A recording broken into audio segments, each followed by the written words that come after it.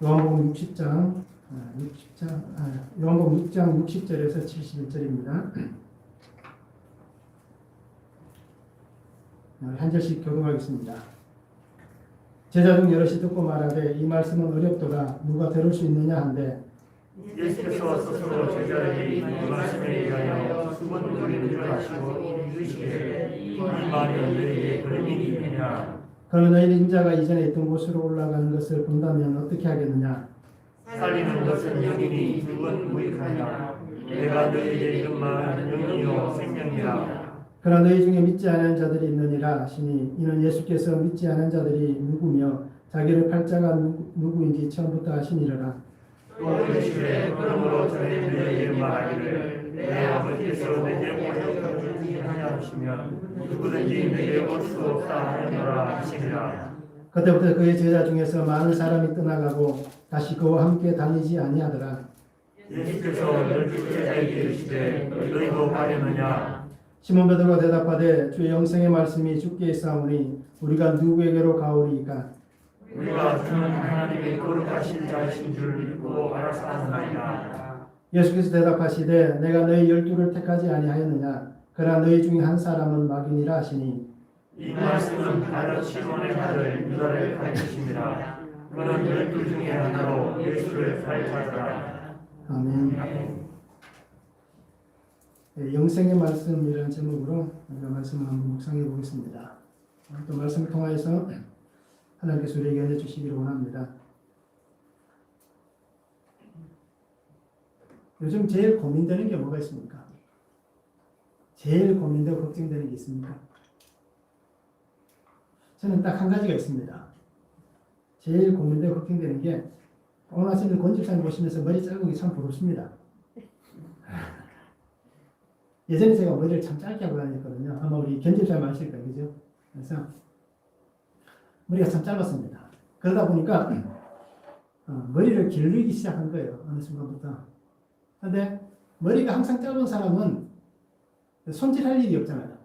그렇잖아요. 그래도 하실 분들은 하실 거예요. 뭐 바르고 하시는데 저는 그냥 다녔으니까 머리 손질할 일이 없었는데 한 몇 년 정도 머리를 기르기 시작하면서 굉장히 고민이 많습니다. 머리 손질하는 것 때문에.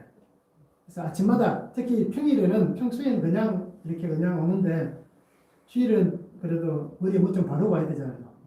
그래서 아침마다 고민입니다. 걱정이고. 오늘 아침에도 머리 하다가 시험에 들 뻔했습니다.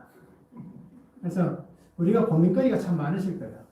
걱정거리도 많고 사소한 것이지만 아마 그런 게 참 많으실 텐데 우리의 마음을 빼앗아가는 게 분명히 있을 겁니다.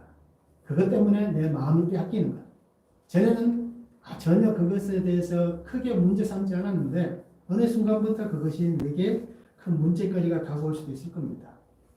그래서 우리가 환경에서 내게 주어진 환경에서 하나님께서 내게 무엇을 하시고자 하시는가 라는 다른 걱정 의심하지 말고 내게 주어진 환경에서 하나님이 나를 위해서 나를 통해서 무엇을 하실 것인가 라는 말씀을 가지고 걱정하고 고민할 수 있는 그런 삶이 됐으면 좋겠습니다.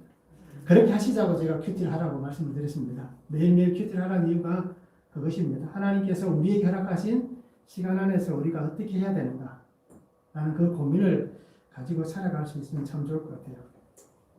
오늘 성경 말씀 보시면 예수님께서 요한복음 우리가 계속 큐티를 해오시니까 아실 겁니다.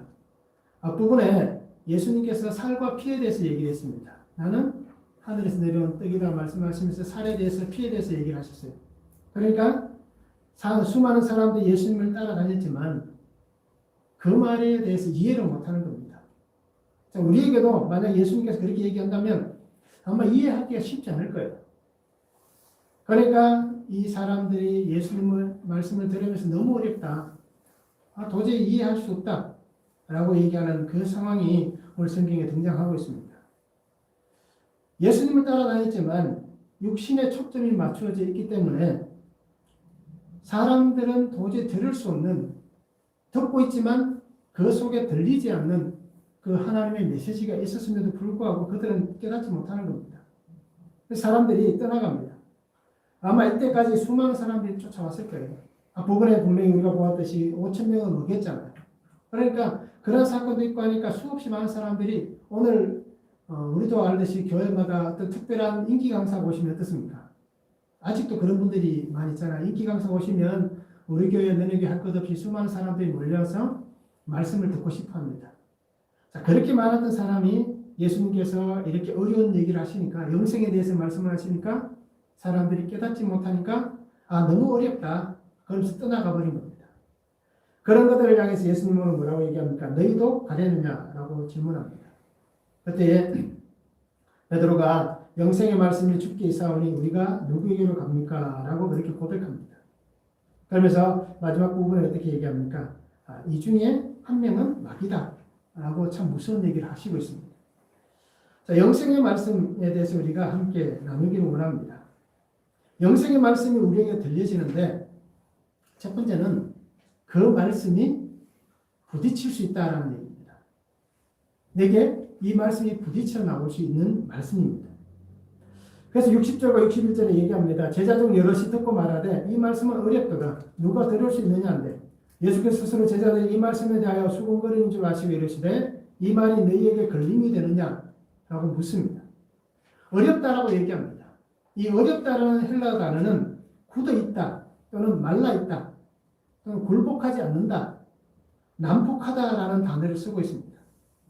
즉 이 얘기는 다르게 얘기하면 어렵다고 말하는 사람들의 지금 상태가 메마른 사람들이고 굴복하지 않는 상태이고 또 어떻습니까? 그치고 정말 굳어있는 그런 모습이다라고 얘기를 해주고 있습니다. 예수님을 따라다녔습니다. 그리고는 수도 없이 많은 예수님의 말씀을 들었습니다. 그리고 기적을 행하는 그 기적도 보았고 예수님의 그 은혜를 경험했던 사람들입니다. 심지어는 하늘에서 만나를 내려서 먹일 만한 그런 놀라운 5천 명의 역사도 경험했습니다. 그런데 이해가 되지 않는 겁니다. 인정할 수가 없는 것입니다. 그 말씀을 수용할 수 없는 사람들의 모습입니다. 말씀을 들었지만 도저히 내가 이해가 안 되고 인정하지 못하고 수용할 수 없으니까 사람들은 어렵다라고 그렇게 얘기를 하고 있습니다. 그러면서 수군거리고 있습니다. 사람들끼리 모여서 예수님에 대해서 불평을 내놓습니다. 투덜거리고 있습니다. 서로가 불만을 얘기합니다. 우리도 그렇듯이 어떻습니까? 사람에 대해서 불평을 얘기할 때에 그 사람의 하나의 모습만 가지고 얘기하지 않습니다. 처음에 시작할 때는 이것 때문에 이 사람은 좀 그렇다라고 얘기하다가 보면 하나씩 나오기 시작하는 거예요. 그래서 아무것도 아닌 것도 그 요소의 하나가 될 수 있습니다. 즉 예수님에 대해서 이 사람들이 이렇게 수군거리고 있습니다. 불평은 혼자 하는 게 아닙니다. 함께 동조가 일어나는 것입니다. 그러면서 소리가 점점점 커져가는 것입니다. 자기들끼리 모여서 얘기할 때는 주위 사람들만 들었습니다. 그런데 사람들이 한 명 한 명 합류하고 많은 사람들이 동조가 되다 보니까 결국 예수님도 이 소리를 듣게 되는 것입니다. 그래서 예수님께서 그들에게 묻습니다. 너희에게 걸림이 되느냐라고 묻고 있습니다. 이 걸림이 된다는 것은 덫이나 올가미에서 사용된 단어가 유래가 된 것입니다. 그래서 범죄하게 하다 또는 걸려 넘어지게 하다, 실족하게 하다 또는 화내다 라는 뜻이 되는 것입니다. 즉 내가 지금까지 너희에게 보여주었던 하나님의 말씀이라든지 또는 보여줬던 수많은 기적들이 너희가 그것 때문에 너희가 화낼 만한 일이었느냐, 그런 것들이 너희가 정말 너희가 살아가는데 너희 삶을 범죄자로 만드는 것이었느냐, 또는 그것 때문에 너희가 실족했느냐, 연자맷돌에 매어서 바다에 빠지게 할 만큼 너희를 내가 실족하게 하였느냐 라고 예수님께서 그들에게 되묻고 있는 것입니다. 분명히 그들에게 예수님은 하나님께서 주신 말씀만 전했습니다. 그리고 내가 하늘로 내려온 떡이다, 살아있는 떡이다, 인자의 살과 피를 먹어야만 영생이 있다 라고 분명히 말씀을 해주신 것입니다. 하나님의 아들로 이 땅에 왔고 하나님의 일을 위해서 내가 지금 이곳에서 너희에게 하나님의 나라를 선포하고 있는데 너희가 도저히 그것을 인정할 수 없느냐 라고 그렇게 예수님께서 묻고 있습니다. 결국 이 말씀 속에는 예수님의 죽음에 대한 얘기가 들어있는 것입니다. 예수님의 살과 피를 먹는다는 것. 그래서 우리는 이미 오랜 시간 동안 내려온 신앙의 전통이 있고 또 오랜 시간 동안 교회를 다니다 보니까 이미 들은 것이 있고 우리가 또 세례를 통해서 성찬을 통해서 경험했던 부분이 있기 때문에 이것이 무엇이다 라는 살과 피에 대해서 얘기할 때 이것은 성찬에 대해서 얘기한다 라고 잘 인식을 하고 있습니다. 즉 예수 그리스도의 죽음의 구속의 은혜 안에서 이루어지는 그 성찬을 우리는 기억합니다. 그런데 이 사람들 어떻게 합니까? 이 예수님의 구속의 말씀이 들리지 않는 것입니다. 그렇게 예수님께서 많은 부분에 대해서 얘기를 했다 하더라도 이 사람들은 그 예수님의 말씀을 도저히 이해할 수 없고 인정할 수가 없었다는 것입니다. 하나님께서 우리 백성을 구하기 위해 보내신 그 예수 그리스도의 죽음의 구속의 은혜, 그 은혜를 이들은 받을 수가 없었다는 것입니다. 결국 예수님의 이 말씀이 자신들에게 부딪힌 것입니다. 부딪히면 어떤 일이 벌어지겠습니까? 내가 깨어지든지 상대방이 깨어지든지 해야 되는데 오늘 이들은 부딪혔을 때에 상대방이 깨어지게 만든 것입니다. 즉 예수님을 통하여서 들려주신 하나님의 말씀이 깨어져 버린 것입니다. 그리고는 여전히 자신들이 살아있는 모습을 보여주고 있습니다. 하나님의 그 크신 사랑, 그 은혜 안에서 하나님께서 자신들에게 보여진 그 모습들이 드러나 있지는 않지만 숨겨져 있지만 조금씩 드러나가는 그 현재의 상황에서 그들은 도저히 그것을 받을 수 없었다라는 것입니다. 말씀을 한번 적용해 보시기 바랍니다. 나는 예수님의 말씀이 잘 들리십니까? 우리 오랜 시간 동안 신앙생활을 했습니다. 교회를 출입했습니다. 말씀을 들었습니다. 그런데 정말 내가 듣고 있는 말씀이 하나님께서 오늘 우리에게 주신 구속사의 말씀으로 들리고 있는가라는 것입니다. 나에게 걸림이 되는 예수님의 말씀은 무엇이 있습니까? 말씀이 나에게 부딪혔을 때에 내가 깨어져야 되는데 말씀을 깨트리고 있지는 않습니까? 오늘 우리가 이 말씀을 한번 잘 묵상해 봤으면 좋겠습니다. 영생의 말씀 두 번째는 살리는 말씀입니다. 영생의 말씀은 우리를 살리는 말씀입니다.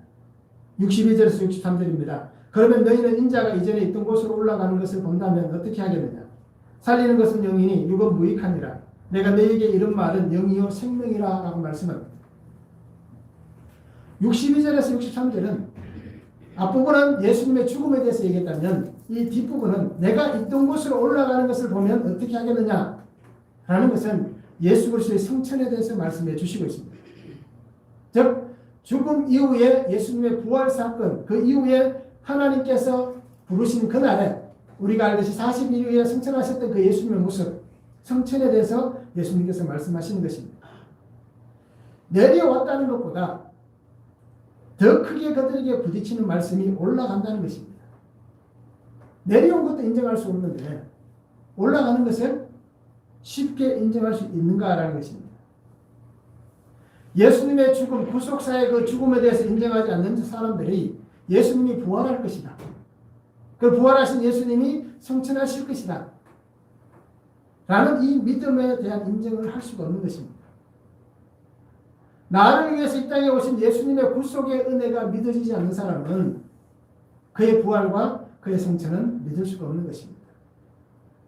하나님의 그 크신 사랑의 은총이라고 고백할 수 없는 것입니다. 예수님은 분명히 얘기합니다. 너희에게 보여질 것이다. 앞으로 내가 너희에게 보일 것이다. 내가 있던 곳으로 올라가는 것을 너희에게 보여주겠다. 그러면 너희 눈으로 볼 텐데 과연 그때의 너희들은 어떻게 하겠느냐? 부정하는 유대인들 또 제자들 향해서 예수님은 내가 하나님이 보내신 그 구속의 메시아다 라는 것을 분명히 확정해서 말씀을 해주시고 있습니다. 그러면 생명은 오직 예수 그리스도 안에서 주어지는 것임을 분명히 말씀합니다. 예수 그리스도 안에 있어야 살리는 아버지의 은혜 안에서 생명을 누릴 수가 있는 것입니다. 살리는 것은 영이니 육은 무익하다라고 말씀합니다. 오해하면 안 되는 것이 살리는 것은 영이기 때문에 육은 무익하다라고 말씀하셨다고 해서 영과 육을 대립시키면 안 되는 것입니다. 이것은 둘을 분리시키고 대립시키고 싸우게 만드는 게 아니라 사람은 영과 육이 온전하게 합해질 때에 하나님이 허락하신 한 인격체가 되는 것입니다. 그래서 오늘 우리는 그 사람은 영적인 사람입니다 라고 얘기할 때에 그 사람의 영만 가지고 얘기하는 것이 아니라 그 사람의 육체의 삶의 모습까지 포함해서 이 사람은 영적인 사람입니다 라고 얘기하는 것이지 이 둘을 완전히 분리시켜서 얘기하지 않는다는 것입니다. 그래서 오늘날 이단도 그렇고 사이비도 그렇고 문제되는 게 뭡니까? 이게 분리되는 겁니다. 삶과 신앙이 분리되기 때문에 문제가 되는 것이다 라고 우리는 볼 수 있습니다. 그래서 영적인 사람은 육체를 무시하는 사람이 아니라 나의 육체적인 욕구를 제어할 수 있는 사람. 그래서 철저하게 나의 육체를 하나님의 말씀인 그 영에 사로잡히게 하는 사람. 그 사람이 영적인 사람이다 라고 우리가 분명히 말할 수가 있는 것입니다. 그래서 예수님은 온전히 자신을 드리고 하나님 안에서 함께 생명의 은혜를 누릴 수 있는 그 사람들에게 내가 바로 너희를 살리는 영이다 라고 분명히 말씀해 주시고 있습니다. 말씀 한번 적용해 보시기 바랍니다. 나를 살리는 하나님의 말씀은 어떤 말씀이 있습니까? 내가 신앙을 가지고 살아가는데 매일매일 살아가는 순간순간 우리가 음식을 취하여서 힘을 얻어 살듯이 하나님께서 내게 주신 말씀이 나를 살리는 말씀, 그 말씀은 어떤 말씀이 있습니까? 나는 예수 그리스도의 사람으로서 얼마나 예수님의 말씀에 그렇게 인정하고 있습니까? 인정을 떠나서 우리가 복종을 하고 있다라고 말할 만큼 내가 얼마나 철저하게 예수님의 말씀에 사로잡혀 있습니까? 여기서 우리가 한번 묵상해 보았으면 참 좋겠습니다. 영성의 말씀 세 번째는 말씀을 믿지 못하는 자가 있습니다. 즉 떠나가는 사람들이 분명히 존재합니다. 64절에서 66절입니다. 그러나 너희 중에 믿지 않는 자들이 있느니라 하시니 이는 예수께서 믿지 않는 자들이 누구며 자기를 팔자가 누구인지 처음부터 아시니라. 또 이러시되 그러므로 전에 너희에게 말하기를 네 아버지께서 오게 하여 주지 아니하시면 누구든지 내게 올 수 없다 하였노라 하시니라. 그때부터 그의 제자 중에서 많은 사람이 떠나가고 다시 그와 함께 다니지 아니하더라 라고 말씀합니다. 떠나가는 사람이 있습니다. 왜요? 말씀을 도저히 믿을 수가 없으니까. 인정을 할 수 없으니까 떠나가는 것입니다. 예수님의 말씀은 우리가 요한복음에서 분명히 밝히고 있듯이 구속사의 말씀들입니다. 하나님의 그 사랑의 메시지입니다. 하나님의 그 생명으로 이끄시는 말씀들이 분명히 전해지고 있습니다. 예수님께서 말씀하셨듯이 5,000명을 먹이실 때도 하나님의 일을 먼저 가르쳐 주셨습니다. 그것은 이 땅에 왜 내가 여러분들에게 와서 이렇게 얘기하는지에 대한 분명한 하나님의 메시지를 선포한 것입니다. 그런데 그 말씀을 믿을 수가 없으니까 자신이 가지고 있는 그러한 관념들 또는 자신이 가지고 있는 사상들 또 자기가 가지고 있는 그 이해의 폭 안에서는 도저히 인정이 되지 않으니까 예수님을 하나님께서 보내신 메시아로 인정을 할 수가 없는 것입니다. 그러니 사람들은 떠나갈 수밖에 없습니다. 아무리 하나님께서 말씀하셔도 그들의 귀에 그들의 영혼에 그 말씀이 들리지 않는 것입니다. 앞에서 누군가가 얘기는 하고 있지만 그 얘기가 들리지만 그 말이 자신들의 그 마음속에 자신들의 생각 속에 그 머릿속에 깊이 박히지 않는 것입니다. 듣기는 들었어도 들리지 않는 그 말씀 때문에 그들은 떠나갈 수밖에 없습니다. 그걸 분명히 많은 사람들이 따라왔던 이유를 예수님께서 한 가지 말씀하는 것은 그들은 육체의 유익을 따라왔기 때문입니다. 먹었던 그 기억 때문에 또는 자신의 육체의 질병을 고쳐주었던 그 사건을 보았기 때문에 그래서 예수님의 관심을 갖는 것이 아니라 그냥 보여줬던 현상들 하나님이 자신들을 먹여주었던 그 육체의 만족들 즉 자기 만족만 가지고 예수님에게 있었다라는 것입니다. 결국 그러다 보니까 알곡과 가라지가 갈라지듯이 지금 이 자리에서 그렇게 흩어지게 되는 것입니다. 가라지는 바람에 날려가게 된 것입니다. 정말 무슨 하나님의 심판의 말씀이 나타납니다. 믿지 않는 자가 누구며 팔자가 누구인지 처음부터 아시미르라 라고 얘기합니다. 참 무섭잖아요. 평생을 열심히 신앙생활 했는데 열심히 교회에 출석하며 봉사하고 주신 직분을 따라서 그렇게 열심히 하나님을 섬겼는데 너는 안 돼. 라고 얘기하는 음성을 듣는다면 이건 충격일 겁니다. 떠나가는 그들을 향하여서 또는 함께 있는 사람들을 향하여서 믿지 않는 자가 누군지 나를 팔 자가 누군지 나는 처음부터 알고 있었다. 라고 얘기한다면 얼마나 무서운 얘기입니까? 떨어져 나갈 가라지는 멸망의 가라지는 이미 내가 다 보았고 내가 이미 다 알고 있다. 라고 얘기하는 그 말씀입니다.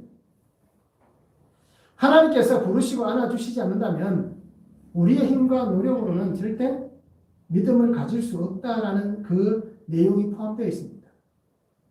아무리 오랜 시간 동안 함께 있다 하더라도 하나님이 그를 안아주지 않는다면 하나님께서 그 속에 믿음을 주시지 않는다면 그 속에 하나님의 말씀이 살아 역사하는 그 은혜를 그에게 부어주지 않는다면 오랜 시간 있어도 그는 이렇게 떠나갈 사람이었구나. 그것으로 끝난 인생이 되는 것입니다. 그래서 우리는 믿음은 하나님의 선물이다라고 항상 우리가 그렇게 고백하잖아요.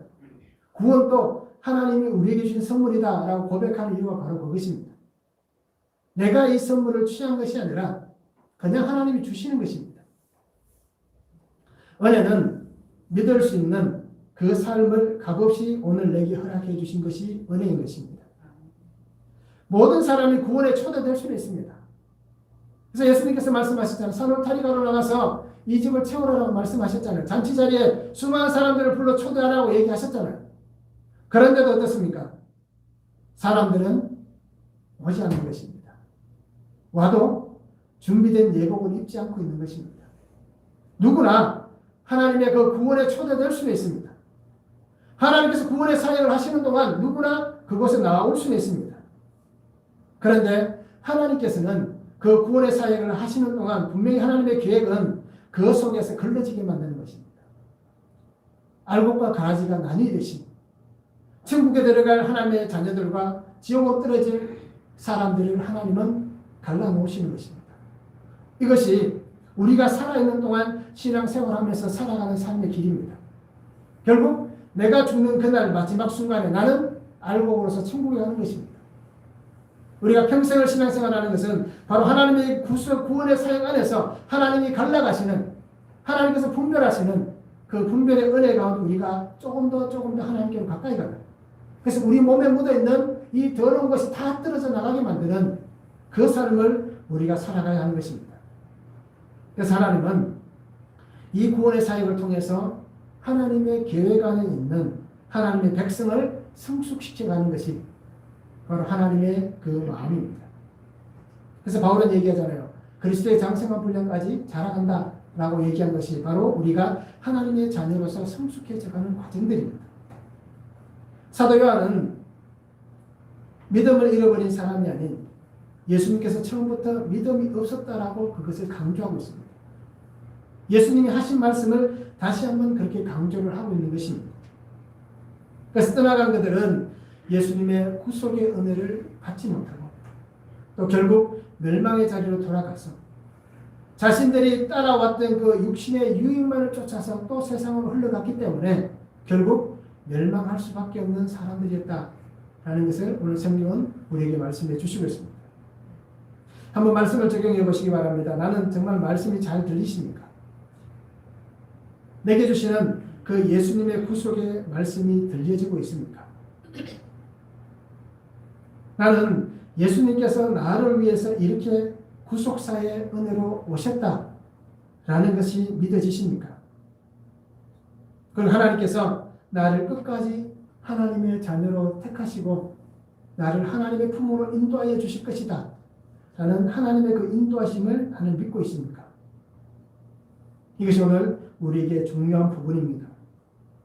영생의 말씀 네 번째는 영생의 말씀에는 예수 그리스도께서 계셔야 됩니다. 즉 남은 자들이 되어야 하는 것입니다. 67절에서 71절입니다. 예수께서 12제자에게 이르시되 너희도 가려느냐? 시몬 베드로가 대답하되 주의 영생의 말씀이 주께 있사오니 우리가 누구에게로 가오리까? 우리가 주는 하나님의 거룩하신 자이신 줄 믿고 알아사옵나이다. 예수께서 대답하시되 내가 너희 12를 택하지 아니하였느냐? 그러나 너희 중에 한 사람은 마귀니라 하시니 이 말씀은 가룟 시몬의 아들 유다를 가리키시니라. 그는 12 중에 하나로 예수를 판자르라 라고 말씀합니다. 예수님은 제자들에게 묻습니다. 많은 사람들이 예수님을 떠나갔기 때문에 너희도 가렸느냐? 라고 질문을 던집니다. 이 얘기는 어떤 얘기겠습니까? 너희도 깨닫지 못하느냐? 너희도 이해가 안 되느냐? 너희도 인정할 수 없느냐? 너희는 하나님의 말씀을 수용할 수 없느냐? 라고 묻는 것과 똑같습니다. 그때 베드로가 뭐라고 얘기합니까? 주의 영생의 말씀이 주께 있사오니 우리가 누구에게 가오리까? 라고 그가 고백합니다. 마태복음 19장 27절에도 동일한 말씀이 나옵니다. 이에 베드로가 대답하여 이르되 보소서 우리가 모든 것을 버리고 주를 따라 싸운데 그런즉 우리가 무엇을 얻으리까? 라고 그걸 고백합니다. 한 부자 청년이 예수님에게 가서 얘기를 한 것입니다. 어떻게 하면 영생을 얻을 수 있습니까? 라고 물었을 때에 예수님이 뭐라고 얘기합니까? 다 팔고 가난한 자들을 도와주고 나를 쫓으라 라고 얘기할 때에 그 사람이 부자인 걸로 근심하여 갔다라고 얘기합니다. 그런 것들을 향해서 예수님이 이렇게 말씀하셨습니다. 부자가 천국에 들어가는 것이 낙타가 바늘귀로 들어가는 것보다 더 어렵다라고 말씀하셨습니다. 그 말씀을 들은 이후에 베드로가 얘기한 겁니다. 보소서 우리가 모든 것을 버리고 주를 따라 싸우는데 그런즉 우리가 무엇을 얻으리까? 우리는 예수님의 말씀, 영생의 말씀을 붙잡고 따라왔습니다. 하나님이 보내신 분이시길 우리가 분명히 믿고 따라왔습니다. 그러면 우리가 무엇을 얻을 수 있습니까? 다 버렸는데 예수님이 말씀하신 것이 다 버렸는데 우리가 무엇을 얻을 수 있습니까? 라고 얘기할 때 예수님은 한 단어로 얘기합니다. 영생을 상속받을 것이다. 다른 것을 얘기하는 것이 아니라 영생을 받을 것이다. 이 한마디로 모든 것을 예수님께서 말씀하셨습니다. 결국 베드로와 제자들의 관심은 우리가 지금 이 땅에서 사는 것도 중요하지만 예수님을 믿고 따라다니다 보니까 그들 속에 관점이 바뀐 것입니다. 세상을 바라보다가 이제는 하늘을 바라볼 수 있는 관점이 된 겁니다. 결국 그러다 보니까 그들의 관심은 생명이었습니다. 세상에서 성공과 부를 원한 것이 아니라 예수님 안에서 주어지는 하나님의 영원한 생명을 그들은 바라볼 수가 있었습니다. 그러면서 영생의 말씀이 여기 있다라는 것을 분명히 얘기합니다. 그 영생의 말씀을 소유하고 계신 분, 그 영생의 말씀을 간직하고 계신 분이 영생을 갖고 계신 분이 바로 예수님이십니다. 그래서 제자들은 그 구속의 말씀을 깨닫고 오직 주님만이 우리를 살릴 수 있습니다. 주님이 아니면 우리는 살아갈 수 없습니다. 라고 고백을 하고 있는 것입니다. 말씀이 들리지 않았다면 떠날 수밖에 없는 인생입니다. 그런데 말씀이 들리니까 예수님께서 끝까지 그들과 함께하는, 어떤 환경 속에서도 끝까지 그들이 예수님에게 붙어있는 그런 인생이 될 수 있었던 것입니다. 그래서 얘기합니다. 하나님의 거룩하신 자입니다. 라고 그렇게 고백합니다. 고대 사본에 보면 동일한 말씀이 살아계신 하나님의 아들 그리스도이십니다. 라고 고백하고 있습니다. 믿음은 고백을 통해서 나타나는 것입니다. 예수님을 향한 그 믿음의 고백, 그들은 철저하게 예수님 앞에 자신들을 내어놓고 고백합니다. 그 믿음의 고백을 하는 제자들에게 예수님 뭐라고 얘기합니까? 그런데 너희 중에 한 사람이 나를 팔 것이다. 너희 12를 내가 택하였지만 그 중에 한 사람은 마귀다. 그리고 한 사람은 나를 팔 것이다. 라고 그렇게 말씀을 하시고 있습니다. 함께 있습니다. 3년을 함께 다녔습니다. 같은 환경에 있었지만 결국 오늘 주신 말씀과 동일한 사건이 앞으로 일어난다는 얘기입니다. 앞에서 보여줬던 이 사건이 뒤에 가면 동일하게 적용되는 것입니다. 결국 다르게 얘기하면 2000년 전에 있었던 이 사건이 오늘 우리에게도 동일하게 적용이 되는 것입니다. 지금 현재뿐 아니라 미래에도 똑같이 적용이 되는 것입니다. 결국 같은 환경에서 누구는 믿고 누구는 믿지 못하는 것입니다. 하나님께서 은혜 주시지 않는다면 결국 우리도 이 은혜 안에서 떨어져 나갈 수 있는 존재가 될 수 있다는 것입니다. 같은 환경 안에서 함께 믿음의 삶을 살아가는 것 같아 보여도 그 속에 믿음 없는 자가 있을 수 있는 것입니다.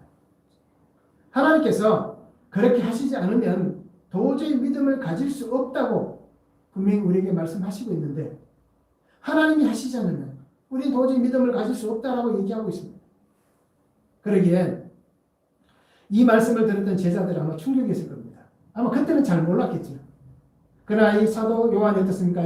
요한복음을 기록하면서 이미 일어났던 사건을 다 조명해서 이렇게 말씀을 기록하고 있잖아요. 그러니까 아마 이 기록했던 요한은 굉장한 충격을 받았을 거예요. 아, 예수님께서 그때 이렇게 말씀하신 그 이유를 아마 분명히 알게 되었을 것입니다. 가룟 유다 자신도 아마 상상을 못했을 거예요. 그 자리에 있었던 유다도 도저히 믿지를 못했을 거예요. 아마 그것에 대해서 그가 깨달았다면 이후에 예수님을 팔지 않았을 수도 있지 않았겠는가라는 것입니다. 이것은 단지 우리의 생각일 뿐일 수도 있지만 오늘 우리는 믿음 없는 자는 결국 그 본 모습이 드러날 수밖에 없다라는 것을 기억하시기 바랍니다.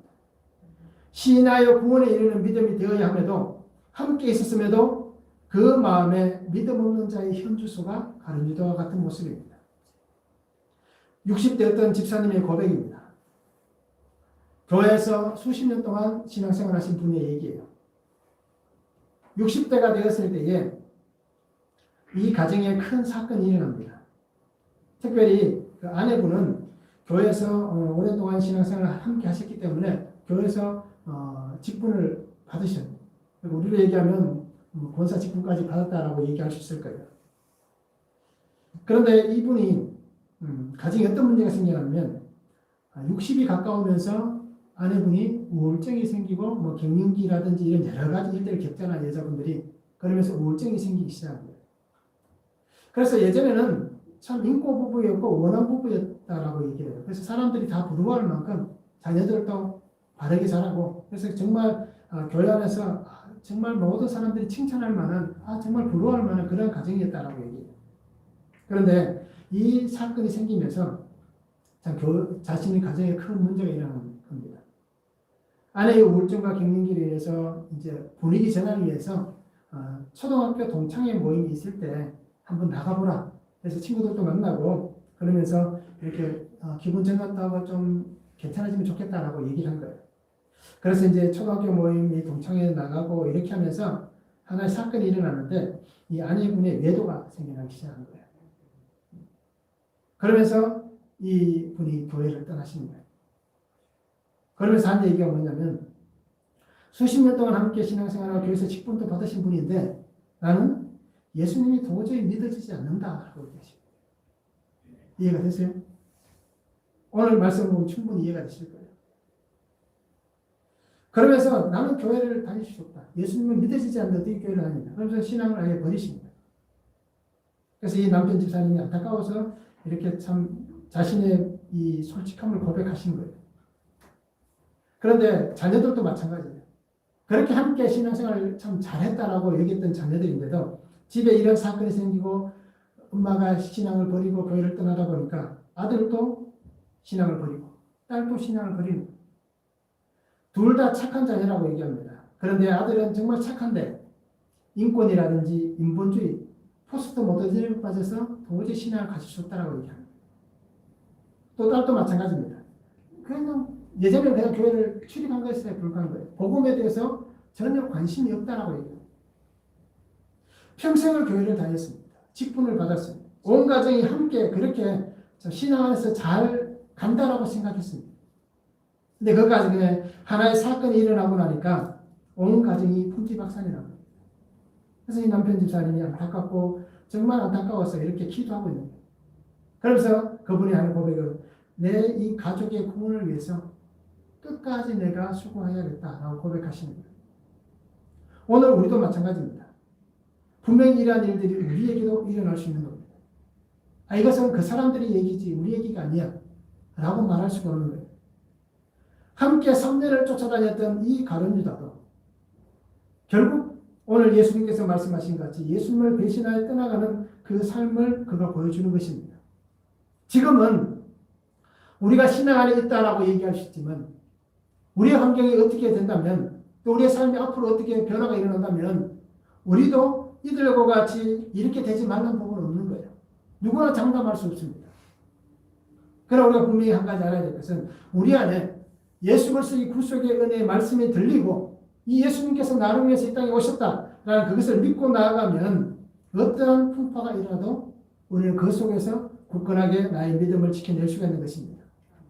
우리의 신앙을 한번 보시기 원합니다. 그래서 말씀을 통해서 적용해 보시기 바랍니다. 나의 신앙의 고백이 있습니까? 내 신앙의 고백은 무엇입니까? 어떻게 예수님의 제자가 되어서 십자가의 삶을 살아가시겠습니까? 나는 예수님의 제자로서 어떻게 내가 살아가야 할지, 십자가의 삶을 살아가야 할지 한번 고민해 보시기 바랍니다.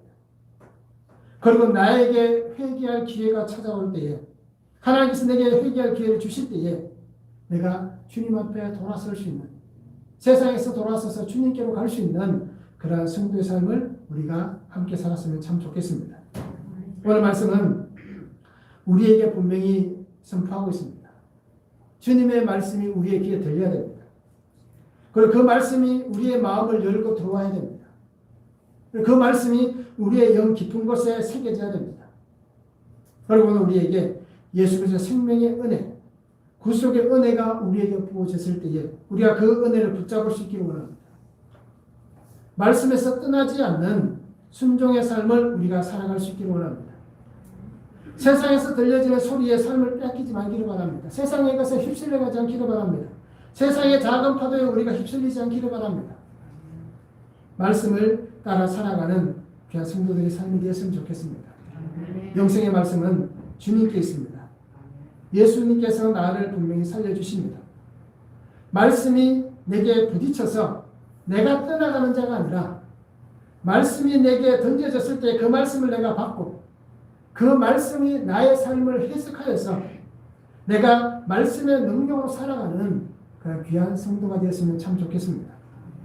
오늘 우리에게 주신 이 말씀, 예수 그리스도의 영생의 말씀으로 우리가 복되게 살아서 나를 통하여서 하나님의 구원하시는 놀라운 일들이 우리의 가정과 우리의 또 직장과 사업장, 우리의 자녀들, 우리의 모든 환경 속에 넘쳐날 수 있기를 주님의 이름으로 축원합니다. 기도하겠습니다.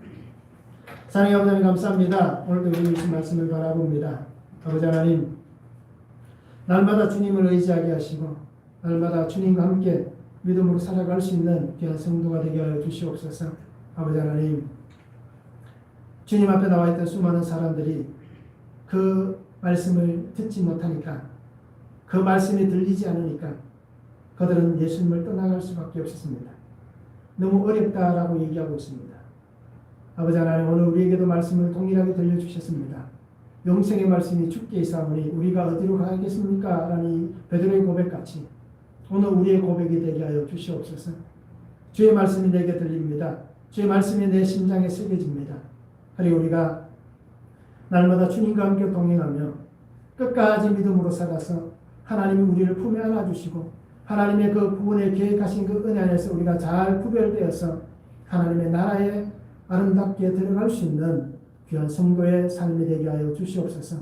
날마다 우리의 걸음을 인도하여 주시고 붙잡아 주셔서 우리 속에 말씀이 들려질 때마다 그 말씀을 나의 말씀으로 붙잡고 오늘 내게 일어난 모든 환경에서 말씀이 나의 삶이 해석되어지는 그 축복의 은혜를 누릴 수 있도록 성령 하나님 역사하여 주시옵소서. 오직 날마다 주와 동행하며 하나님의 기쁨이 되기를 원하오니 아버지 하나님 역사하여 주시옵소서. 감사를 드리며 예수님의 이름으로 기도하옵나이다. 아멘.